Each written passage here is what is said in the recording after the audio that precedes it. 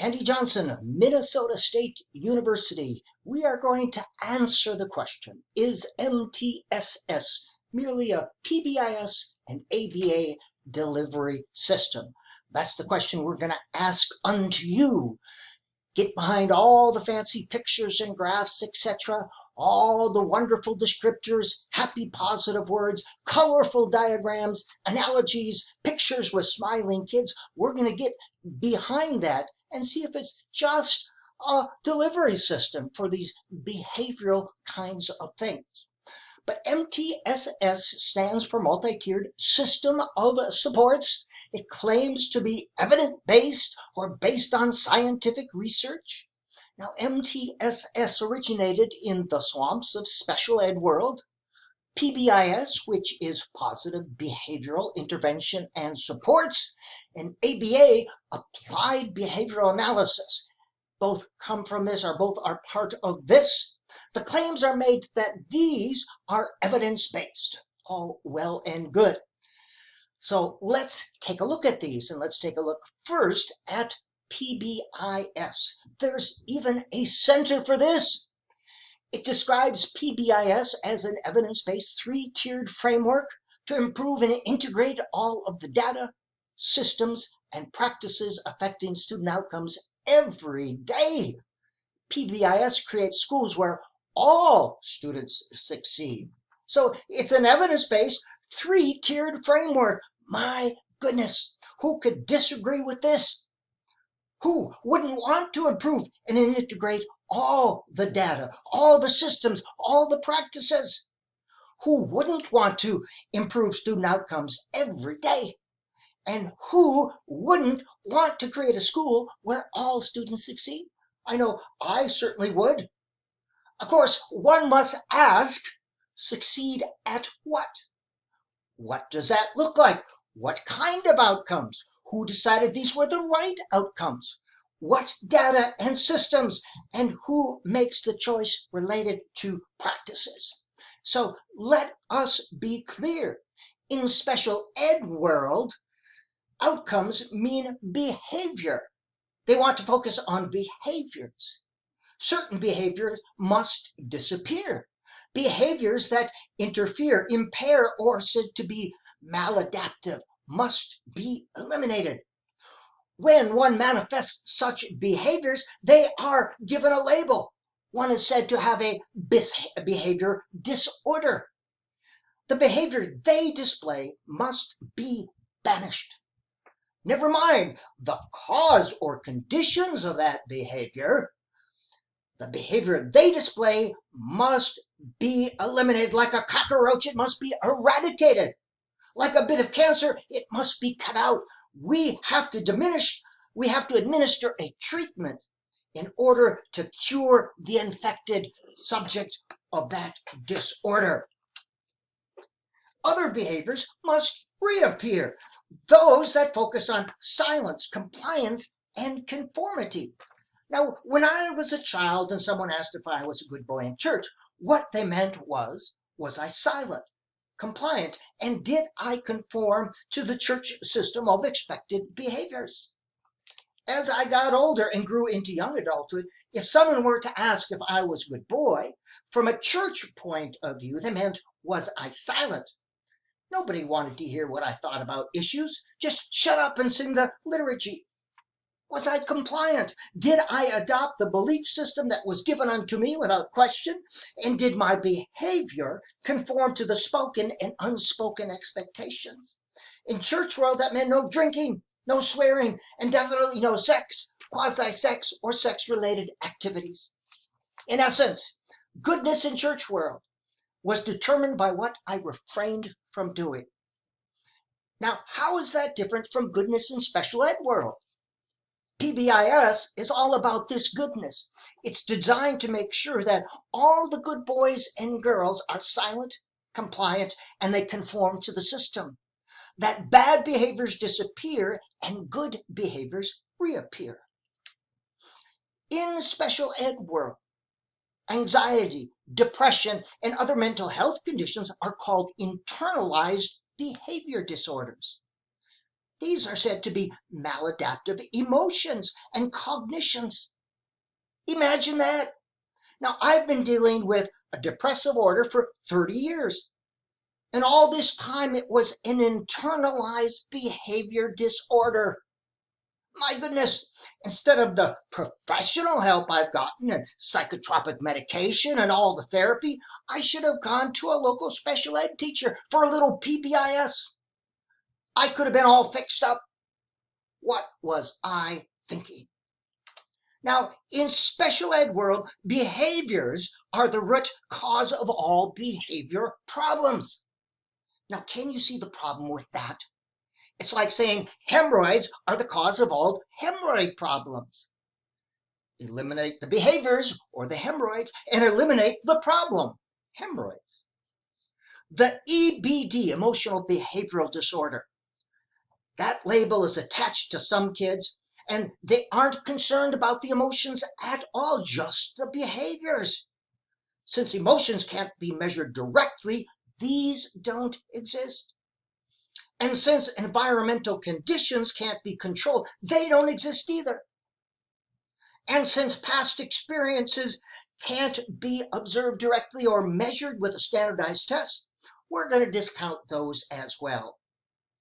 Even though emotions, environmental context, and past experiences might be a significant part of behaviors, we're just going to set those aside and use a little PBIS to make those pesky behaviors go away.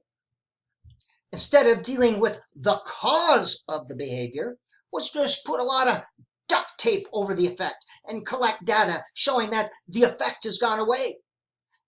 Evidence-based, there you go. Our data systems and practices are all integrated and the unwanted behaviors go away. God bless America. In the meantime, teachers are just trying to help kids learn to read, and kids are trying to manage their situation as best they can with the limited tools they have. Kids don't want their data and systems to be integrated. They're just trying to be happy, to cope, and to exist. Now, there are limited places and instances where PBIS is appropriate and effective. It can be helpful in getting students to focus on certain behaviors, but it discounts the fact that all behaviors are an effect of some other cause. PBIS should be one of many tools used by a school psychologist or special educator. Now, Abraham Maslow once said, if the only tool you have is a hammer, all the world becomes a nail. If the only tool you have is PBIS, all the world becomes a behavioral objective. Now, ABA, or applied behavioral analysis, is another tool that can be effective if used selectively and not exclusively. It's appropriate in some limited instances. ABA is based on the principles of behavior modification. Behavior modification originates with the work of B.F. Skinner, who studied rats in a Skinner box. In essence, the research used on one species, rats, is applied to another species, humans, and called evidence-based. So let's see what's said about ABA in special ed world. ABA is the practice of applying the psychological principles of learning theory, behavioral learning theory, in a systematic way to modify behavior. The practice is used most extensively in special education and the treatment like the medical model, of autism spectrum disorder. ABA is widely recognized as the only scientifically valid therapy available for treating medical model behavioral issues associated with ASD. And I say, oh really? Perhaps we should ask the adults who are neurodiverse, neuroatypical, have autistic spectrum disorder. Ask them if they appreciated having their behavior treated. Let's collect that evidence. Let's see if they appreciate having people trying to fix them so their behaviors were, quote, normal, unquote. Let's ask them if the treatment was successful. Let's collect that data, that evidence. Were they cured of their ASD by the treatment? Did their neurodiversity go away? Interesting. The Center for Disease Control and Prevention weigh in on it. So these behaviors are thought of as a disease. ABA is a method of studying and managing behavior to bring about change. ABA therapists develop research-based behavior intervention plans to reduce problem behaviors in children. Oh, so it's a disease. These problem behaviors are diseases. That's why the Center for Disease Control and Prevention is weighing in on this. That doesn't seem quite right. ABA is also known as behavior modification and learning theory. The technique is especially useful in special education classrooms, as children with learning disabilities may also have behavior problems and disorders.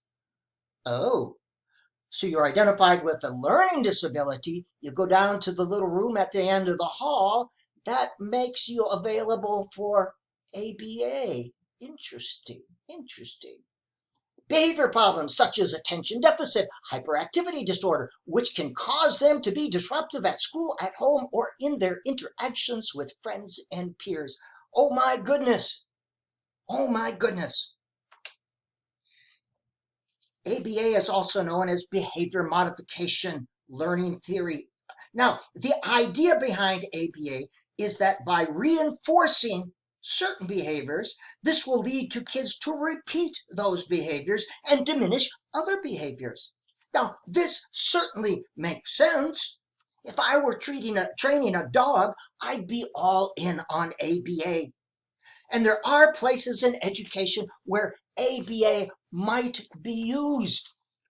I used forms of ABA long ago with 1 or 2 students each year in a very limited way on a limited basis when I was teaching 2nd grade back in 1983. It was effective in helping students focus on behaviors. But these techniques were always applied in the context of a relationship with these students. I understood the student. I was there every day. I was able to interact with the student on a daily basis, and I was able to focus on teaching the desired behavior. Teaching, not reinforcing. I understood the whole student and the environmental situations in which the behavior arose. In each case, I was able to discontinue using it after 2 or 3 weeks.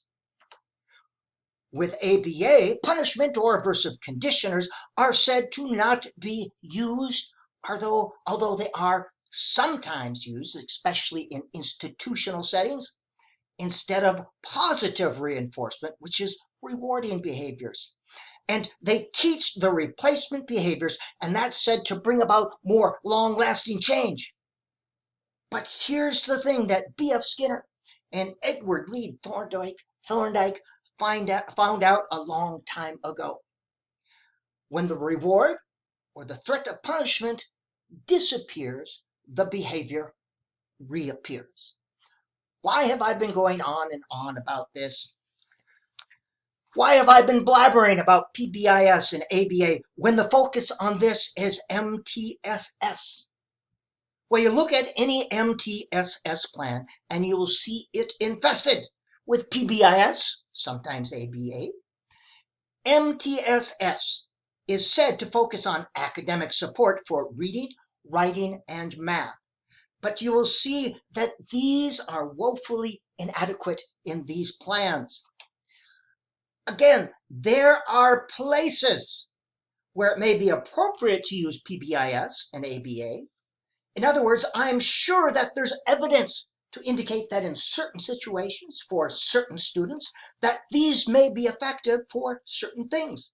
But this certainly does not mean that they are evidence-based for everything. This does not mean that they should be the main tool used. That's what happens in special ed world, and this is what I see occurring with MTSS. PBIS, most especially, and ABA are used to fix problem behaviors. It's like the dystopian society described by George Orwell in his book 1984 as being brought into the school system. Big Brother is watching. Happy talk. There are limited places where PBIS and ABA might be one effective tool. But if they are the only tools in your educational toolbox, you're like a carpenter with just a hammer and a screwdriver. Again, if the only tool you have is a hammer, all the world becomes a nail. If the only tool you have is PBIS or ABA, all the world becomes a behavioral objective. MTSS and SEL. Look at these marvelous diagrams. SEL, or social emotional learning, is part of MTSS. Teaching social skills, that's a good thing. Learning about one's emotions, that's a good thing. I strongly encourage both of these. Interpersonal and intrapersonal intelligence, absolutely. We need to teach and develop these. Both can help students become better human beings, happier human beings, and better able to succeed in all social situations. Both enable humans to function better in relationships and in society, and I am absolutely for social and emotional learning if it is put in the context of being a better human being. But this is not the focus of social emotional learning in MTSS. The focus here is on specific skills or behaviors that support attendance, behavior, and course performance. In other words, behaviors that enable you to perform school-related circus tricks. And this is the insidious nature of MTSS and special ed world. When you get behind the mirage of words, all you see is a giant Skinner box with flashing lights, pellets, and an electrical grid. And it's hard to get into the specifics of MTSS. That's because of all the words. The descriptors of MTSS are littered with words. The websites, books, and articles spew forth an excess of wonderful, glorious words, such as equity, evidence-based, whole child community engagement, integrated educational focus, transformational process, specialized support, and on and on and on. You can read those for yourself, and who wouldn't want these things? Integrated continuum of research-based practices. Oh my goodness. Problem-solving process, collaborative and team-based decisions. These are all such delightful, inspiring, and aspirational words. Who wouldn't want a redesign of integrated curriculums? Who wouldn't want their paradigm shifted? Who wouldn't want their process to be transformational? But these are words designed to messy up the water. Words. When you try to look beyond the words, MTSS seems to be little more than a PBIS and ABA delivery device, and that is not a good thing.